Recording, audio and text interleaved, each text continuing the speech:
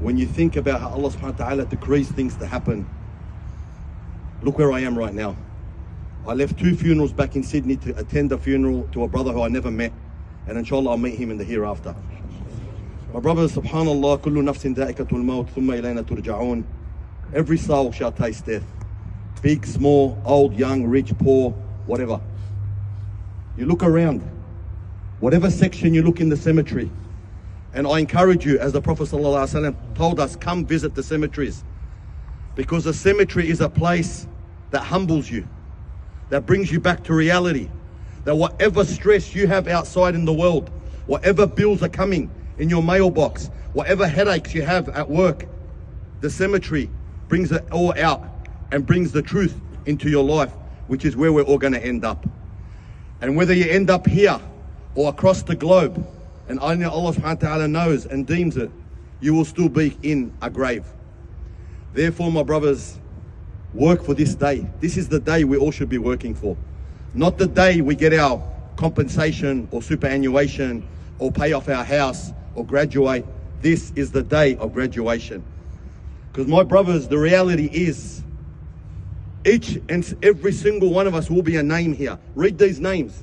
Go around the cemetery and read the names. Many of those names share our names. Abdullahs and Ahmeds and Muhammads. And some of us even share our same surnames. And some of us are our ages.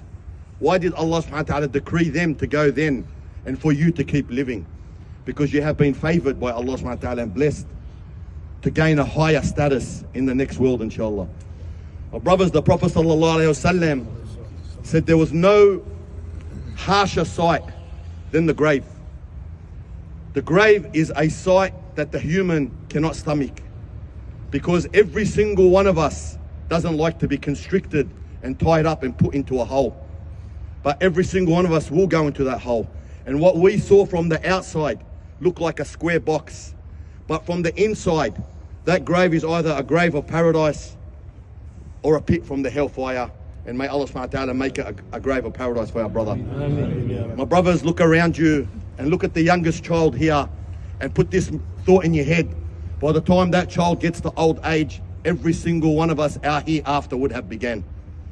There is no waiting for the day of resurrection and the trumpet and the Dajjal and all the signs that we build ourselves up. The day for us, for the hereafter, will begin the day we enter the grave. Because this is the beginning of the hereafter. Our brother Abu Bakr is now in the hereafter. He is not classed as one of us anymore. He is one of the speedsters, as-sabiqun, and we are al-lahiqun. We are the followers. We are only following him. Because my brother, I saw the cars coming, because I was one of those guys coming and following the janazah. And remember this, my brothers, we did not bring our brother Abu Bakr to the cemetery because he was going to get buried whether you like it or not. He brought us to the cemetery to remind us where we are going next. And between every single one of us has a date with death, has been stamped and sealed by Allah subhanahu wa ta'ala. So you look across to each other and you don't know if you'll be standing at his janazah next or who will be offering condolences to your family at your janazah. So my brothers, the only advice I can give, the Sheikh pretty much covered the things that come with you and leave.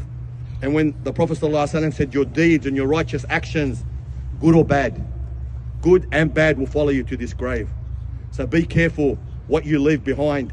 Be careful what you utter out of your mouth. Be careful what your eyes see. Be careful what your hands and legs do. Because we have the angels riding. The angels are seeing. Allah sees everything. And in the grave it will all be exposed. This grave, like I said, is either a piece of paradise or a piece of the hellfire. My brothers, may Allah reward you all. The sunnah was to throw dirt. مِنْهَا خَلَقْنَاكُمْ وَفِيهَا نُعِيدُكُمْ وَمِنْهَا نُخْرِجُكُمْ تَارَةً أُخْرَى. And my brothers, the reason we do this is because from the dirt we are created, and from the dirt we shall return, and from it we shall be resurrected. And the reason for it, my brothers, is feel the dirt in your hands as you let it go, and this is what we will go back to. Because any other time in life, if you threw dirt on your brother or your mother or your sister, it's disrespectful. But in the grave, it's respectful. So my brothers, remember this, that every single one of us will get dirt thrown on us to humble us, to make us swallow our pride, and to make us realize that we will meet Allah subhanahu wa ta'ala, And may the day be the best day in our lives, the day we meet Allah subhanahu wa ta'ala. Barakallah fikum. And my brothers, make dua, sincere dua for your brother from the heart. Don't just come here for numbers. Make dua from his heart, because you do not know which dua will reach the heavens and be accepted.